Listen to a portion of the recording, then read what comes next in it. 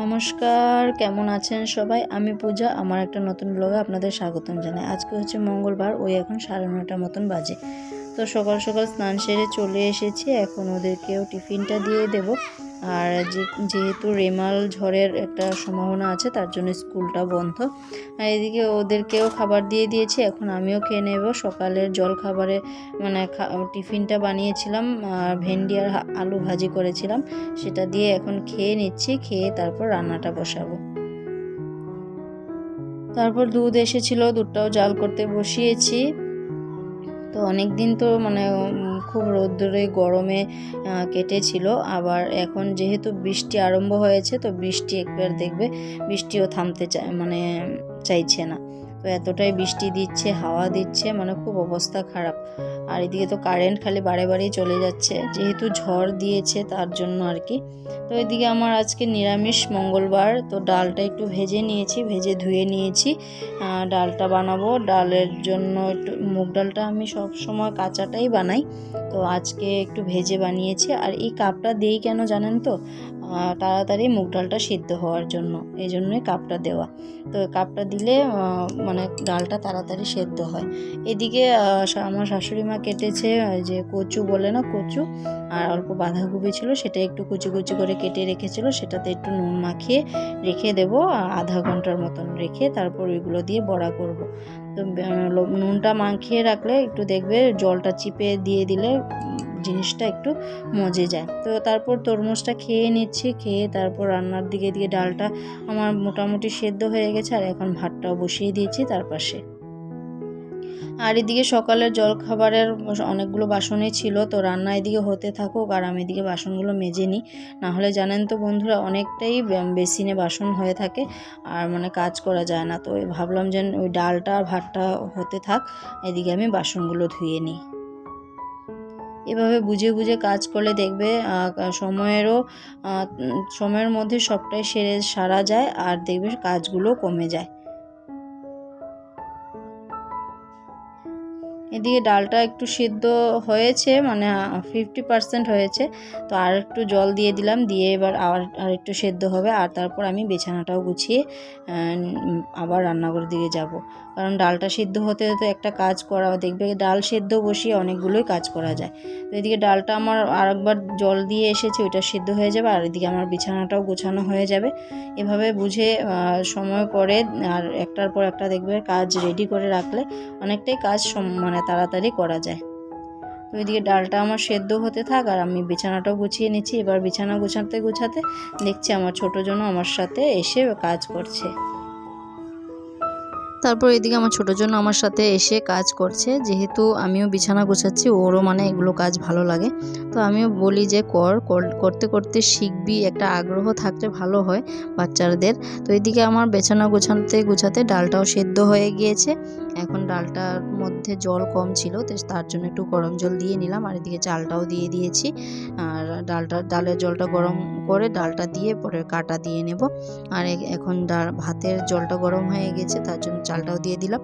আর এদিকে আমার ডালটা দিয়ে দিয়েছি। আর এখন কাটাও দিয়ে নিলাম। দিয়ে তারপর এখন ডালটা ফোড়নে দেব।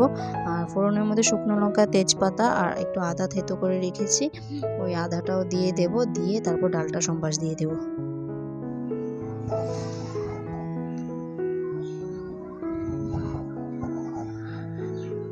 তারপর এদিকে ডালটা আমার একটু ফুটে উঠলে নামিয়ে নেব। আর এদিকে ভাতের ফ্যানটাও গেলে নেব। ভাতটা ফুটে গিয়েছে, ভাতের ফ্যানটা গেলে ডালটা নামিয়ে নেব। আর এদিকে ডালটা নামিয়ে তারপর ঝোলটা বসাবো। আর আজকে কচু আর আলু দিয়ে সবজি করব। আর কচুটা আর আলুটা একটু ডুমো ডুমো করে কেটে দিয়েছে। আর এখন ওটাও বানিয়ে নেব। ডালটা আমার কমপ্লিট। তো এখন সম্বাসে দেব আপনাদের তেল দিয়েছি, একটু শুকনো লঙ্কা, তেজপাতা আর একটু কালো জিরে ফোড়ন দেব। দিয়ে কচু আর আলু দিয়ে সবজিটা বানাবো। এটা খুব ভালো হয়েছিল খেতে। তো আলুগুলো ফার্স্টে একটু ভেজে নেব নুন আর হলুদ দিয়ে, তারপর কচুগুলো দেব। একটু নুন দিয়ে দিলাম আর একটু হলুদ গুঁড়ো দিয়ে ভালো করে একটু লাল লাল করে ভেজে নেব। ভেজে তারপর কচুগুলো দিয়ে দেবো। এবার কচুগুলো দেখে মনে হচ্ছে না পনিরের মতো, ডুমো ডুমো করে এভাবে কেটেছে, মনে হচ্ছে পনির কেটেছে।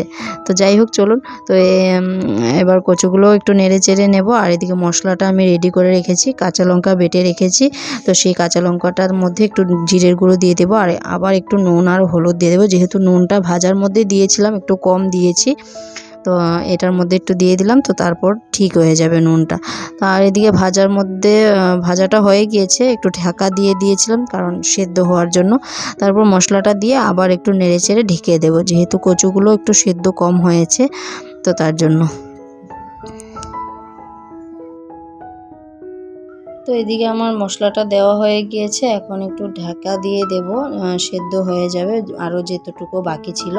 আর তারপর বড়ার জন্য চালটা বেটে নিচ্ছি, শিলনোড়াতে চালটা বেটে নিচ্ছি, কারণ কারেন্ট যেহেতু নেই, যেহেতু রেমাল ঝড় চলছে, কারেন্টটা ছিল না, তার জন্য শিলনোড়াতে চালটা বেটে নিচ্ছি।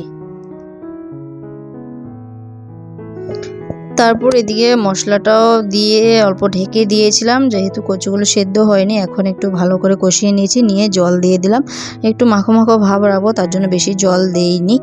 আর এখন ঝোলটা একটু ফুটে ওঠার অপেক্ষা। আর এদিকে আমি বড়াগুলো রেডি করে নিই।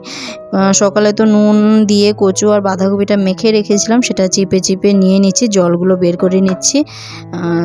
তার জন্য মানে নুনটা মাখিয়ে রাখা, যেহেতু জলটা বের করতে হবে।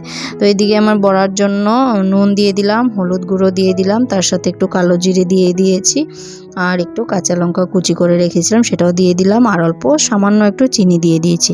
এবার এটাকে ভালো করে চটকিয়ে মেখে নেব, মেখে রেখে দেবো। এদিকে ঝোলটাও আমার যা ফুটে গেছে। এখন একটু আলুগুলো ভেঙে দেবো, তার জন্য আলুগুলো নিয়ে নিলাম, নিয়ে একটু ভেঙে দিয়ে দেবো যাতে মাখো মাখো ভাব হয়। আর তারপর নামানোর আগে একটু ম্যাগি মশলা দিয়ে দেবো। এবার ম্যাগি মশলাটা দিয়ে মানে একটু ফুটিয়ে উঠলেই নামিয়ে নেব।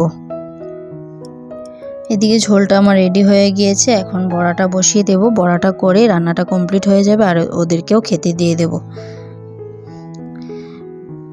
যেহেতু মানে 2:30টার মতন বাজে, তো এখন ওদেরকে রান্নাটা হয়ে গেলে খেতে দিয়ে দেব, আর লেট করব না। তো এদিকে আমার বড়াটা ভাজা হয়ে যাচ্ছে, আর এখন খাওয়া দাওয়া শেষ হয়ে গেছে। এখন আমি বাসনগুলো ধুয়ে ফ্রেশ হয়ে আসবো, আর এদিকে গ্যাসটাও মোছা হয়ে গিয়েছে। এদিকে বিকেলে আমি ফ্রেশ হয়ে চলে আসলাম, এখন একটু শোবো। এদিকে শুয়ে উঠেছি, আর এখন দেখো চোখ মুখের অবস্থা কি হয়েছে। এখন জল গরম করে নেব, যেহেতু বৃষ্টি ঝড় দিচ্ছে, একটু ঠান্ডা ঠান্ডা ওয়েদার আছে, তার জন্য ভাবলাম যে একটু গরম জল করে খাই, ওদেরকেও দেবো, আমিও খেয়ে নেব।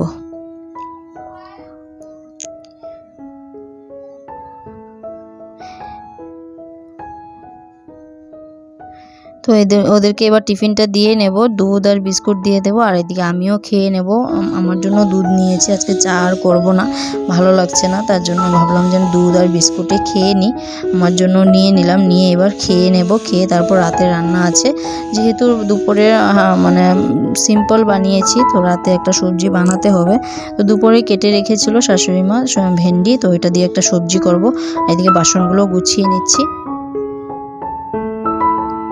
এখন চালটা ধুয়ে রেখে দিলাম, আর এদিকে ভেন্ডিগুলো সবজি করব, ওই ভেন্ডিগুলো রেখে দিলাম। আর এদিকে দেখলাম যে ভেন্ডিটাতে একটু পোকা ছিল, তো সেটা ফেলে দিলাম। আর এখন আলু অল্প কেটে নিয়েছি, সেটা দিয়ে একটু চচ্চড়ি করব। এই ভেন্ডি চচ্চড়িটা খেতে খুব ভালো লাগে।